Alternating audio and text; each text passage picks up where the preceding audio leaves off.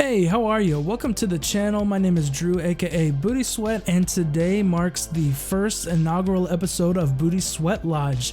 This is going to be a podcast about fighting games and FGC topics and news and stuff like that. And we have a really packed episode for this first episode. We're going to be talking about stuff like the Smash superstar ZeRo and the latest developments surrounding the allegations against him, as well as touching on some of the news related to Arxis and how they've been adding new rollback netcode to their games lately. And of course, the King of Fighters and DNF Duel open betas dropped last weekend, so I'm going to be giving some initial impressions and criticisms, maybe some concerns. So stay tuned for all of this and more on the first episode of Booty Sweat Lodge.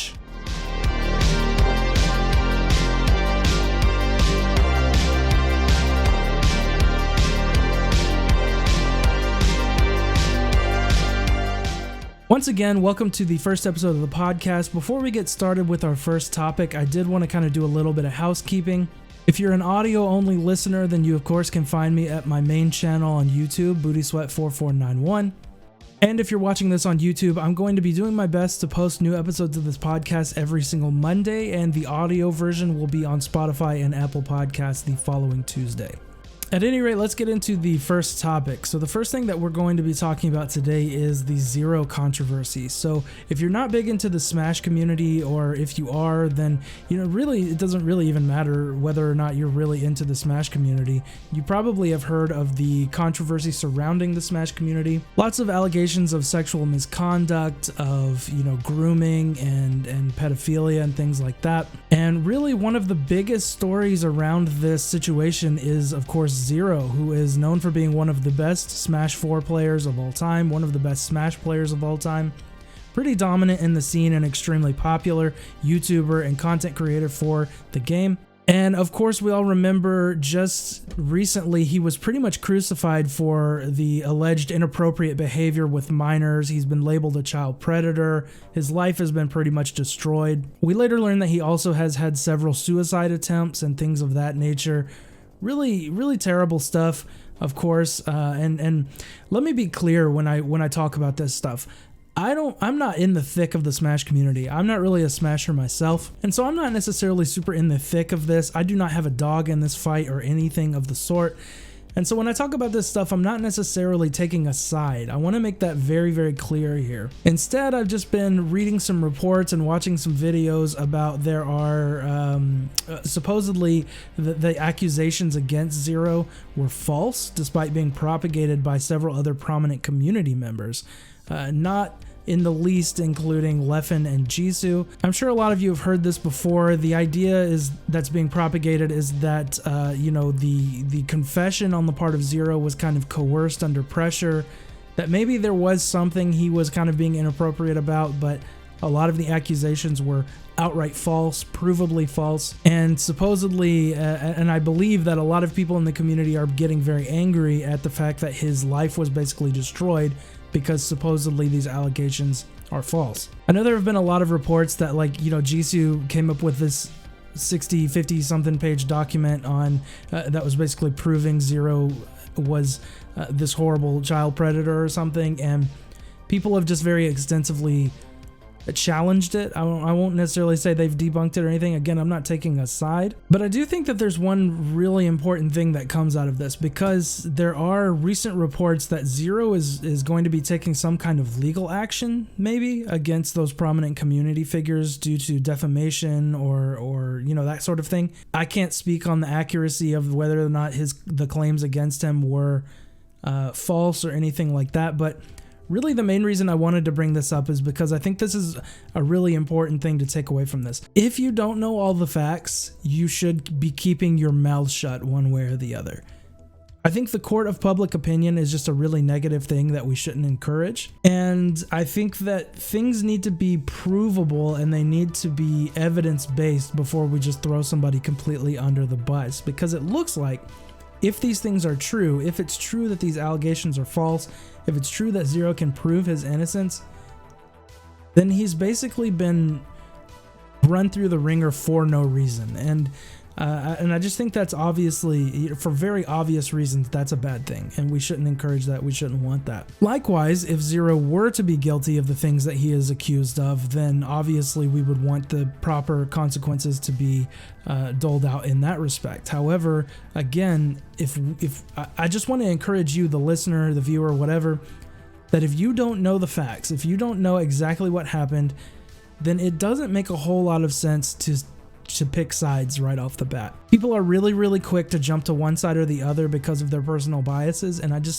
I implore you not to do that. I implore you to take a step back, look at the evidence, look at what is being put in front of you, and then do a little bit of digging yourself. Don't just take what's being put in front of you, but also, take some time to do some research, and any amount of research is better than none, but really you should be doing your due diligence. If you're willing to completely destroy someone's livelihood, then you should be willing to do your due diligence before you do that. And I know most people are not going to do that. I'm really probably yelling into the wind when I say things like that, but if it does turn out that these allegations are provably false, again, and a man's life was completely destroyed and he was driven to potentially suicide multiple times, I just think we can all agree that that's a really bad thing, and that should not be how it goes. So anyway, I'm going to be kind of keeping my ear to the ground regarding this case. I've been watching some videos about it. I've been reading up on some stuff, and yeah, I'm going to keep reporting on this. I think, again, I'm not taking a side at the moment, but that may change one way or the other down the road, depending on, what comes about. Transitioning into something that's a little less serious, we can talk about ArcSys and kind of their trend of incorporating rollback. And I was actually really wanting to bring this up anyway, but then also with the announcement of Persona 4 Arena not having rollback, we can get into that in a minute. But basically, as everyone is probably aware, the surge of ArcSys games getting rollback is obviously a really good thing. It's making those games genuinely playable online. So you're seeing a resurgence in games like, before Guilty Gear Strive came out, you had Plus R that got rollback, and that gave that game a little bit of a resurgence. And then of course some of the more recent games that have come out, such as Guilty Gear Strive, of course, has it, and the upcoming DNF Duel has it, and it was very present in the beta. We'll talk about the beta a little further on, but holy crap, the rollback in that game was really good over the weekend. So we'll talk about that a little more going forward. But yeah, some of the even the older games that have been rolled out with rollbacks, such again as Plus R, Central Fiction just got it recently, and that's had a big surge of new players as a result. Cross Tag is getting it in a couple months. Melty Blood released with it, and then everybody was excited that Persona 4 Arena would probably have it. But aside from Persona 4 Arena not having it, which again we'll talk about in a moment, there's definitely still a couple of games that need it. And I think my favorite of the ArcSys fighting games that doesn't have it yet is, of course, Dragon Ball. I'm a huge Dragon Ball nerd. I've been a Dragon Ball nerd my entire life. I would love to get back into that game, but the online is just so abysmal in my opinion. It's really difficult to play that game online and enjoy it. And likewise, Grand Blue is still getting like new characters and updates. So is Dragon Ball. Android 21 in her lab coat form was recently announced, and it's just, these games just need rollback. I don't know. Like Grand Blue seems like a genuinely really fun game. I played it when it first came out, and I still really liked it at a baseline. But the problem was it was virtually unplayable online for me and for a lot of other people, which I think contributed kind of to its limited popularity. If the game was good online, I think it would probably be a lot more popular here than it is. Now, all that being said, I don't know if Dragon Ball will ever get it, because Dragon Ball is the kind of game that can carry itself just on its name alone. I don't think that it particularly needs rollback in order to like save it or have a resurgence or anything. Nothing has ever really happened to Dragon Ball. It still remains really strong because of the property value. Grand Blue, on the other hand, is one of those in the West, at least, that I think a lot of people don't have any clue about. And I think Grand Blue as a gacha game is like really popular in Japan, but not really here. So as a property, I think it could get a lot more traction if it were actually playable online, because I don't know if any of you have actually played Grand Blue recently, but in my opinion, it's a disaster online. It sucks so hard. And Dragon Ball's not much better, although I will give Dragon Ball a little more leeway generally because it is Dragon Ball, whereas Grand Blue, I don't have a clue what it is. So I don't know. I can't imagine really Dragon Ball and Grand Blue not getting rollback at some point, but I just don't know that they're going to be in a super hurry to do it because at least for Dragon Ball's sake, it's not, I mean, it's not exactly suffering without it. So now, on the other hand, a game that I do think will suffer without it is they recently announced that Persona 4 Arena, the re-release that's coming to Switch and PlayStation and Steam, is not going to have rollback on release. Now, I have no clue what they're thinking in regard to this. I don't know. I guess they assume that the Persona name alone will carry it. I think they're a little drunk if they think that, because Persona, while it is a big property, is not anywhere close to the size of something like Dragon Ball. And so to think that the Persona name alone is going to carry this game, I think it's pretty clear. What's really clear is that Atlas and Sega, they only really care about the initial sales for this game and not really the future longevity for the game. If they're not going to put rollback in the game, they do not care for the longevity of the game. All they really care about is, will it sell up front? Will people buy it out the gate? And once they have their money, they're not going to care. I mean, this is Sega and Atlas we're talking about. Everyone kind of knows the deal when it comes to these companies. They say they'll consider giving it rollback at a later date. We all know that that's nonsense, that they're not going to do that. If the game sells, then they're not going to do it, and if it doesn't sell, then they'll use that as an excuse not to do it. And so really, for me at least, I'm not a huge Persona fan, so I'm not super into the series. I don't really know the characters or anything like that. For me personally, I will not be picking up the game until it has rollback, because again, I'm not like attached to the property, and so I'm not going to really sweat it if I don't play it. Likewise, I'm not going to try to play in terrible delay-based netcode a game that I don't care about, you know what I mean? And so that's been a big point of disappointment with the community lately, is finding out that Persona 4 is not going to have rollback. So that's a bummer. Hopefully they come to their senses and they change their mind, but I doubt it. And speaking of being a community disappointed with a game, we are going to transition into some NRS news, or really lack thereof. So I have a whole video on my channel talking about how I didn't really like the way that MK11 ended. I think that it ended kind of with a wet fart. It wasn't very good of an ending. However, there has been a lot of leaks and rumors and things like that coming out, and that's really all we've gotten in terms of news, is leaks and rumors. MK12 coming next, Injustice 3 coming next. There was that one really weird leak that MK12 and Injustice 3 were both coming out next year. That makes no sense, and I will eat my words if that happens, but that's not going to happen. It makes no sense for NRS to cannibalize themselves that way. However, there was a recent tweet by Ed Boon that said, quote, "Really appreciate the enthusiasm for our next game and wish we were ready to announce, but we aren't yet. Many more variables involved than we are allowed to disclose," end quote. So that really just doesn't, I mean, that could mean anything. Obviously, they're working on something. The many more variables, that could imply the use of DC characters, which may be why they can't talk about it. So it might be Injustice 3. There might be more DC characters in the next Mortal Kombat. I've heard some people talk about them making a follow-up to Mortal Kombat versus DC. And really, just all he said was, we're not ready to announce anything, so hang tight and we'll announce something soon. And I mean, that's about all we can do as Mortal Kombat fans is, you know, we don't even have confirmation on whether there are going to be Mortal Kombat characters in multiverses. You want to talk about a game that's coming out, it's the Warner Brothers platform fighter Multiverses.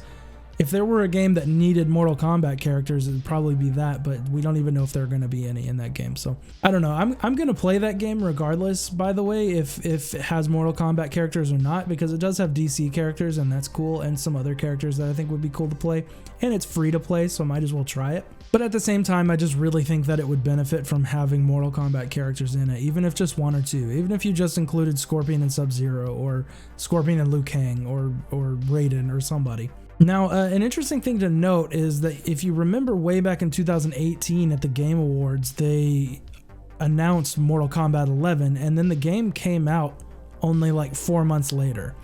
So they may be doing something similar. We have to remember also that next year is the 25th anniversary of Mortal Kombat, so they're going to be doing something. Whether or not that's a re-release in HD of some of their older games, maybe we get MK9 with Rollback, maybe we get a Shaolin Monks remake or remaster. Who knows? I don't want to guess anything specific because I don't want to be disappointed, but they're going to be doing something, and we'll just have to see what it is. Of course, my channel primarily focuses on NRS stuff, so I'm naturally going to be reporting on anything that does come up if we do get some better announcements or better clarity on what's going on. So make sure you stay tuned for that. And finally, I want to transition to the DNF Duel and KOF15 open betas that occurred last weekend. So initially, I was actually really excited that we were getting both betas in the same weekend. I was like, oh man, this is going to be a fire weekend of fighting games. I'm going to play these betas like crazy. But then I played the DNF Duel beta, and it was so good that I ended up not even touching the KOF beta. And I found myself wishing that the KOF beta had actually been on a different weekend, because I played the DNF Duel beta so much there was no time for the KOF beta. I got so into it. The rollback netcode in DNF Duel feels amazing. I had one hiccup the entire weekend. I played hours and hours and hours of matches, and one time, seriously, I saw a rollback, and one time I had a laggy match. And that was it. Out of the whole weekend, it felt so silky smooth. The game itself looks beautiful. The combat feels really good. I really like what they're doing with the mechanics in the game to make it very similar to its source material, Dungeon Fighter Online. Overall, it feels like a very unique fighting game, and it feels pretty easy to pick up and play, but like there's going to be a decent amount of depth in there. So it's going to be an easy game for you to get into if you're new to fighting games, if you're a DFO fan and you're just now trying to get into fighting games as a result of DNF Duel, or even if you're just a general fighting game noob or you're not very good at fighting games or whatever it is. The game is going to be very, very easy to pick up, and it's going to be pretty difficult to master, I think. So a very, very nice blend of difficulty levels, and I mean, I don't know. I just don't know what to say. The sound design, I think, was a little lacking, not in the hits. The hits and everything sound good and they feel good, but a little bit of the soundtrack, the game is I mean, it's not close to releasing. It's not releasing until next summer. But you could tell that there were some weird kind of clipping issues with the audio looping and that kind of stuff. Like when a song would loop in the background, it would make kind of a weird clip. And there were a few issues like that, but overall, really, really solid beta for sure. Has me really excited for the main game, definitely. The KOF15 open beta, I heard good things about it. KOF15 is coming out earlier than DNF Duel. I believe it has a February release, and so I will of course be covering that and playing it because the game does look really good. I just didn't devote any time to it at all this last weekend, so anyway, but I've heard good things. I heard that the online felt really good, that the characters were fun to play, that the game overall feels really fun to play. So, you know, get excited for that too if you're a KOF fan. And that's really about going to do it for this episode of Booty's Sweat Lodge. I hope that you enjoyed the first episode of what I hope is going to be a long-standing series on the channel. Again, I'm planning on uploading these every Monday to the YouTube channel, and then the audio form on Spotify and Apple Podcasts on the following Tuesday. Of course, if you enjoyed, make sure you like and subscribe to the channel, follow me on Twitch, do all of that kind of stuff, and make sure you get the audio version. All right, I hope you enjoyed, and I'm looking forward to the next one. Have a good one, and be blessed.